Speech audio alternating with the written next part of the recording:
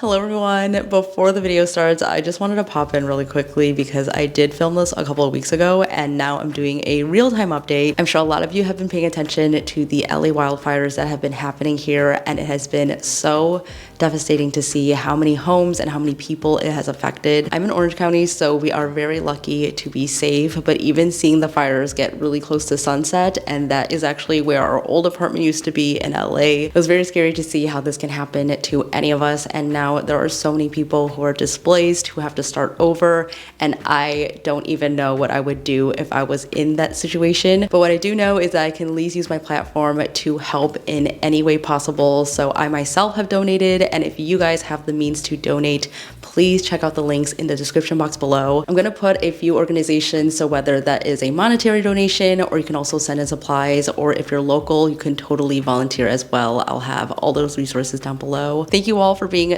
such an incredible community, and with that, let's get into the video. Hello everyone, welcome back to the channel. I hope you guys are all doing super well today. As I'm filming this, we are prepping for our big move, which I honestly cannot believe is coming so soon. We are packing everything up. This is going to be our first time moving with furniture, and that also includes a bunch of my Ikea items. So I thought it'd be the perfect opportunity to round up my top 10 Ikea hacks that I've done throughout the years. I have loved going to Ikea since I was a little kid, and even though we really would not go that often as a family, every time that we did go though meant that we were coming home with something new for our house. So it was always so exciting for me, and even now to this day, it's very aspirational to look at all their showrooms. I love going there and seeing all the potential in the pieces, whether that is to completely customize it into something new or just using it as a base and painting it and turning it into my own style. There's so much you can do, and they're also pretty affordable, and you can also easily find them secondhand. I've done a lot of Ikea hacks, and I've chose my top 10 that I think have stood the test of time. It was actually so hard to choose and narrow it down, so I'm not going in any specific order, but I'm gonna give you guys some of my top tips. So I'm actually gonna start with one of my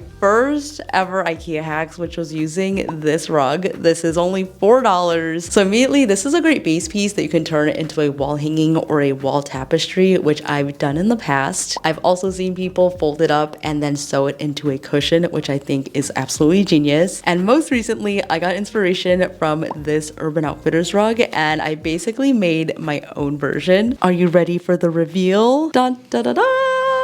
I'm covering half of it. Here she is. This took me a lot of hours, but I basically just use regular old acrylic paint. I use acrylic markers to achieve this look. This to me is the definition of dopamine decor, and it makes me so happy every single time I look at it. So I sprayed this with some Scotch Guard, and I did use it as a rug, but a lot of you guys told me that I should actually hang this up because it's too beautiful to be stepped on. So there are definitely options with this, and I think if I were to do this again, I would probably use actual fabric paint to make sure that this would be really, really durable. And I know you can also DIY your own fabric paint by just adding fabric softener into regular paint. So I haven't tried that yet. So if you guys have success with that, let me know in the comments. So I'm keeping that in mind for a future project, but this definitely has to be one of my tops. So I could not do an Ikea hacks video without mentioning the iconic Kallax unit. I feel like we all know and love this piece. I've had 3 in my lifetime. You can use it vertically or you can use it horizontally, and nowadays they actually have a bunch of different inserts that you can put into the unit. So they have doors and shelves. I think Ikea has caught on to how much we love to customize this, and if you're ever on Facebook Marketplace, chances are someone is selling one of these. I remember my first one that I ever bought, I did buy it secondhand. It was just plain white and I used it as is, and I remember that we actually went in the middle of a snowstorm to pick it up, and we went with a Corolla, which I don't know why we thought it was going to fit in a small car. When we got there, we quickly realized that this was not going to fit, so we had to leave. We came back with my dad's van, and then we got it into my little studio space. It was my first little DIY studio. I also had one in our LA apartment, and when we moved, I decided I loved it so much that I got another for our house. This is the one that I hacked, and I remember being so proud of it because it was one of my first big Ikea hacks, and I believe it was one of my first times using a jigsaw. I somehow cut the perfect arch doors to go into this, this. I added burlap inside the doors, and something about adding doors to an open unit just automatically makes it look so much more expensive. So this is one of my top hacks still to this day. It definitely challenged me, but once I finished that project, I felt like I could tackle any IKEA hacks, so I will always fondly think about this project.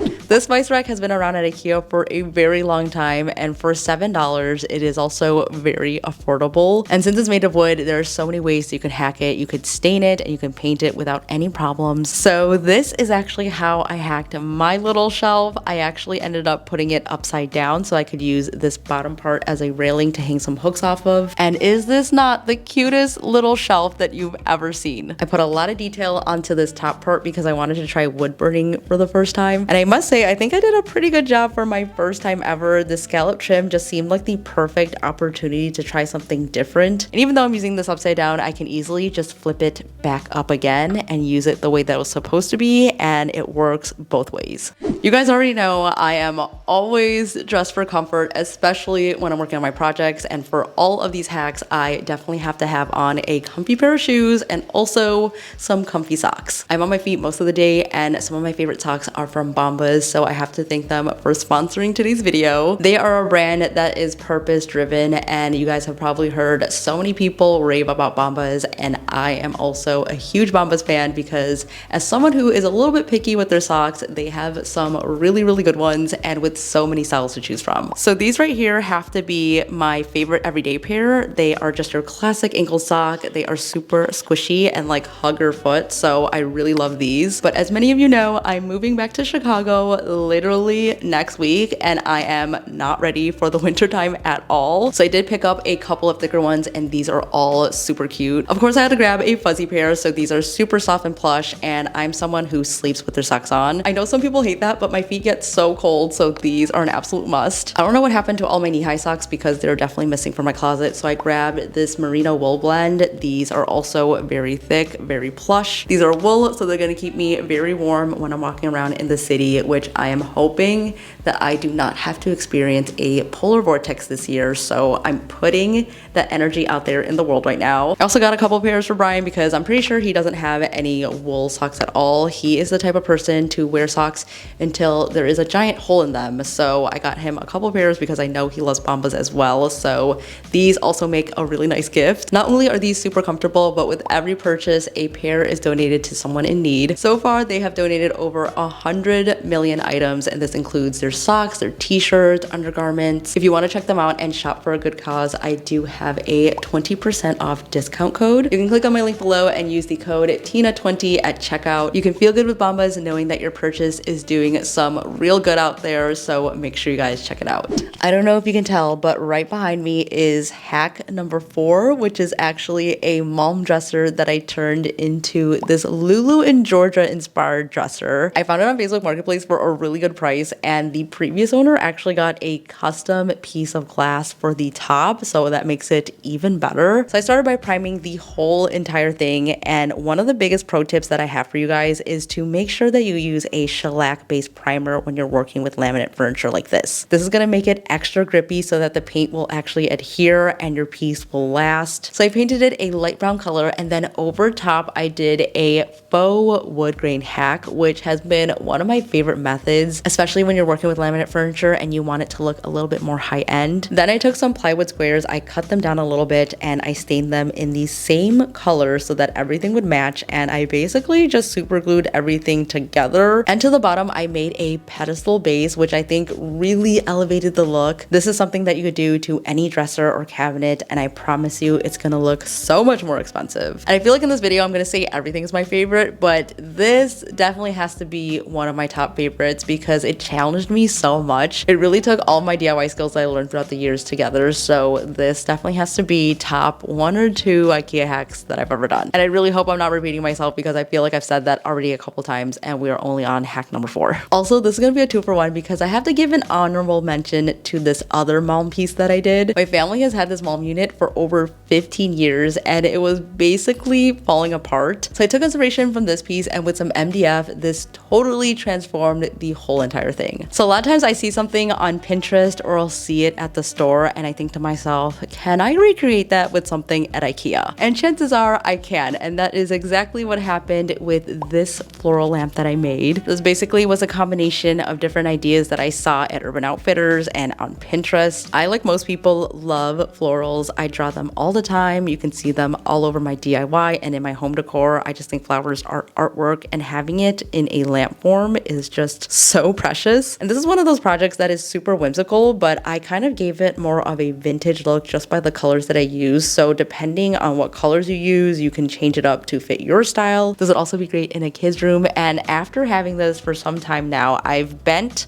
the neck of this lamp a bunch of times and the spray paint on it still looks really good. I actually had this packed up, so she's looking a little squished right now, but what's great about this is you can easily bend everything into place and kind of fluff it up again. All right, so we've made it halfway through. We are on hack number 6 now, and I know I've shared some furniture hacks that require sawing and cutting, but here's one that makes a huge impact with no power tools required. All you need is wood stain or paint, and for this project, I actually used both. Ikea sells a whole line of Ivar furniture, which are made with unfinished pine wood that are just begging for a makeover. So I found an Ivar chair on Facebook Marketplace for only $10. It was very grimy, but I cleaned it all up and then I sanded it down and prepped it for paint and stain. I was inspired by this piece and I knew that I can get something very similar. So I stained the entire thing. I used a Sharp Lines painter's tape to give it a really beautiful stripy checkerboard look. It made it look so much fancier, and this is one of those projects that you could just knock out in one weekend. This is the chair that I sit on every single day to plan out all my projects, to do my office work, and it is such a statement piece. I still love it so much, and I'm 100% moving with this thing. Another piece that I did in the Ivar family was this side table that I also got off of Facebook Marketplace. It was in very bad condition, but it just needed a couple of screws tightened. And again, I had to clean everything, sand it, and then it was ready for a little bit of a makeover. What made the biggest difference here was adding a shaker style trim, which I just nailed into place. And then I also wanted to create a bobbin trim look with some half wood rounds. I just used wood glue for this and then painted the whole entire thing. If you're looking to add a pop of color to your furniture, but you don't want to spend a ton of money, IKEA hacks are definitely the way to go. This way you can test it out, and if you change your mind, it is so easy just to paint right over it. I went for a really bold green for this piece, and I thought people were gonna hate it because, let's admit it, it kind of looks a little bit pukey, but I actually really love it. It is usually not a color that I would go for, especially for furniture, but if I didn't test it out by doing this IKEA hack, I would have never known how much I actually ended up loving it. For the next hack, we're gonna talk about the cousin of the Ivar line, which is called Rast. It is very similar because it's made of pine wood, but I think it's like a little step above from the Ivar. A couple years back, I hacked a Rast side table, and that has to be one of my favorite DIYs still. And back then, it used to be $40, so I think it's a little bit more expensive now, but still super affordable. So originally, it came with 3 drawers, but to make it look a little bit more high-end, I actually didn't install the bottom drawer so that there would be an open space on the bottom. This is a great spot to style items or store things. And I had a ton of pole wrap left over from a previous project, so I put that onto the drawer fronts, and it just made it look so much more expensive. This was one of those projects where I took a bunch of leftover materials and I was able to create something really cool. And I also just used some brass knobs that I had lying around, and afterwards I think it looked like a completely different piece. You'll also notice that I added some little legs to the bottom just to give it a little bit of height, and also this is a really good trick in just making something look a little bit more expensive than just sitting flat on the floor. So what I've come to learn about hacking IKEA pieces is that you can